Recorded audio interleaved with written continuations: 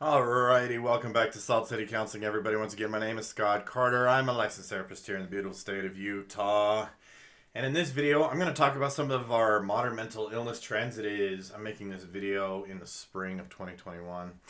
And having worked in mental health for 20 years now, 20 total years, social services and mental health, I've seen a lot of trends over the years, especially as a clinician, right? Because I've worked with teenagers for 20 years and been doing therapy for about half of that. And so there's a lot of mental health trends, a lot of behavioral health trends. It's just our culture changes so rapidly these days because of the internet. It's just that, what is plaguing us today may not be plaguing us in a couple of years or whatever. It just changes so incredibly rapidly. But there are a few trends that I find to be really troubling. And the purpose of this video, I'm hoping, is to give some people some insight. Because the thing is about mental illness, I really believe, is, in a sense, mental illness is an illusion. In a sense, mental illness is like things appearing real that aren't necessarily real. Or things appearing to be like totally encompassing or completely overwhelming when there are other nuances, there is other gray areas, there are other truths. It's just that certain aspects or certain parts of what is troubling us become so inflated or so big or just really close that people can't see around it, and it almost becomes their entire reality. So I'm making this video because I'm hoping to give some people some awareness, some heads up on just things to kind of notice or look for in their own lives, in their own heads, in their own emotions, and try to consider that, hey, this appears to be very, very real. And maybe it's not as real as it seems. Maybe it's not as solid or concrete as it seems. And I know that a lot of people might take a statement like that to mean that I don't believe in mental illness. Of course I believe in mental illness. However, I also believe in mental health. I believe in mental healthiness. And I believe that people put too much focus on the sickness part. I really truly believe that people put too much emphasis and focus on what's wrong, what's bad about them, what's sick about them. I mean, and for me, like I was telling someone just yesterday, like, because I just started seeing this person, I'm like, I even asked this person who has been in and out of treatment for a number of years, what their experience has been like. And this person confirmed that yes, the system has treated them as though they are sick, broken, screwed up, crazy. And I just firmly believe that when we treat people this way, if we treat them like they're broken and crazy, that's precisely how they're going to behave. That's precisely how they're going to act. They're going to personify that identity, right? And so I really truly believe it's important to maybe take a step back and try to gain some perspective on the situation. So I'm going to talk about three mental illness trends that I see right now that are particularly troubling. And again, I'm making this video for anyone and everyone out there, and in the hopes that, hey, it'll give you some insight. And maybe I should question this reality. Maybe I should take a closer look at all of this issue that's happening here. And so before I get into these three things and describe them in detail, let me get some housekeeping out of the way. If you're new here, I hope that you will hit the subscribe button. And obviously, comment, share, like, all that stuff. You know what to do. Helps me out a lot. Helps me grow my channel. I'm getting super close to my first 1 million. So please subscribe to my channel. Let's make mental health a greater priority in our culture and in terms of the content that we can consume. I'm just checking to make sure that's not a work-related item. All right, so if you have a viewer question, you can leave a comment below, and maybe type viewer question and make sure it's clear. You can also email me, scottc@saltcitycounseling.com. If you really like my content, please hit the tip jar, Cash App, Venmo, PayPal. Every little bit helps. And so let's get into this, okay? Three things that I see frequently, and because I supervise a few clinicians, and I get their feedback and I talk to them. Very on the regular. I talk to them a lot. We're very intertwined in our work. We're very in the loop with each other, and they see a lot of this stuff too. I see a lot of stuff too. In fact, one of these I was having a very, very long and detailed conversation about with one of my clinicians about this particular thing, and I'll get into it. So number one, the I see this across the board, regardless of the mental health issue, whether it's depression, whether it's anxiety, maybe it's borderline personality disorder, maybe it's serious or significant trauma, maybe whatever, the lack of functioning.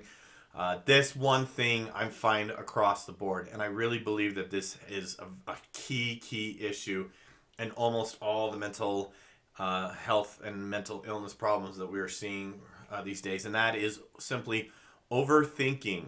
Most people are overthinking too much. They overthink everything, and we're just. I notice this with everybody.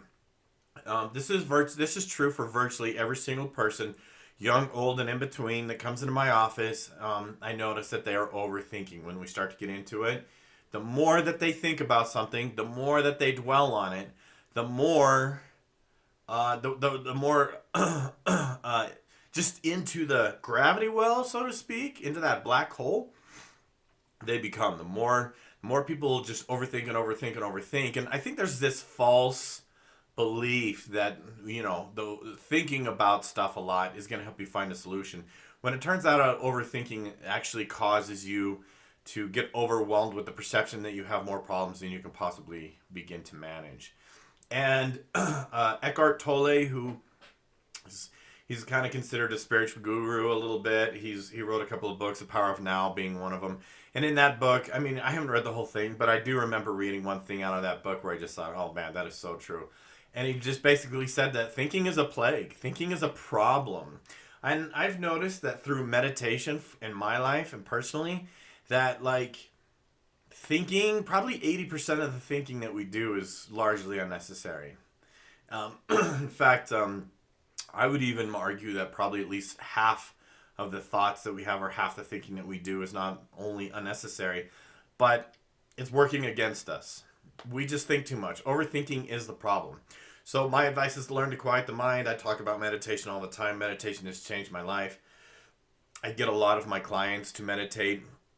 I see the difference it makes in their lives, even after just 1 week.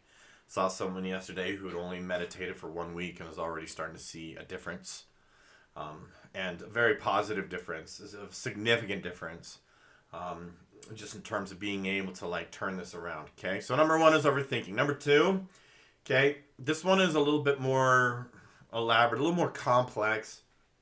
I could easily see myself doing multiple videos on this one, but it's basically what I'm looking at my notes. Morbid fear of doing things wrong, or making mistakes, or being a bad person, or being perceived as a bad person. And I've noticed that people are like, they're deathly afraid of doing something wrong, or saying the wrong thing, or falling under the wrong umbrella, and suddenly they're a bad person. Now, just because, like, again, this is very, very difficult issue to dissect, and it warrants its own video. If you would like to see that video, definitely comment below. Let me know. I'll definitely get to it if that's something that people are interested in. But this morbid fear of doing wrong, or this idea that they have to do all the right things. There's like a perfectionism here. There is this idea that they have to do everything perfectly. They are not allowed to make mistakes, or they will inadvertently wind up in a group known as bad people. Now, just from my standpoint, on a mental health and psychological standpoint, but as well as like an emotional and spiritual one, I don't believe in bad people in a sense, and I definitely don't believe that an individual can land in the camp of being a bad person inadvertently. If there is a camp known as bad people, and I get that there are people that do really horrible things. Believe me, I've seen it. I'm not ignorant. I'm not naive. I've worked in the trenches for 20 years, man. I'm not naive, but those out there who are categorically bad people, if you ask me, they're there deliberately. They're deliberately awful. They're deliberately exploitative and abusive and violent and things like that. Deliberately. You don't end up in this camp by accidentally saying the wrong thing. But I see this with a lot of people that are afraid to say the wrong thing. Okay, number three, And this one I feel like is kind of related, but it deserves its own bullet point, and that is like losing a sense of personal identity. Whereas people are struggling to have like a sense of self or a personal identity, who they are. And even was talking to one of my clinicians yesterday where someone came in and I've never seen this in my 20-year career. When it came to the person's name, it was not applicable. I don't have a name. It was a sort of the response. And that's troubling. And I really believe that there's kind of a bigger issue here. There's kind of a bigger reason. I don't have time to get into this one either. I'll be happy to do a separate video on it as well. But I think that people are so afraid of making mistakes and landing in the camp of bad people or being a bad person that they're truly afraid to commit to any sort of values or identity in fear that it might end up being the wrong thing, and then they will get eviscerated on social media or what have you. So again, I'd be happy to do a video on that as well if people are interested. So maybe leave a comment below. So that's going to do it for this one. I do need to get rolling to work soon. Got a clinical meeting in less than an hour. So thanks for watching. We'll see you in the next one.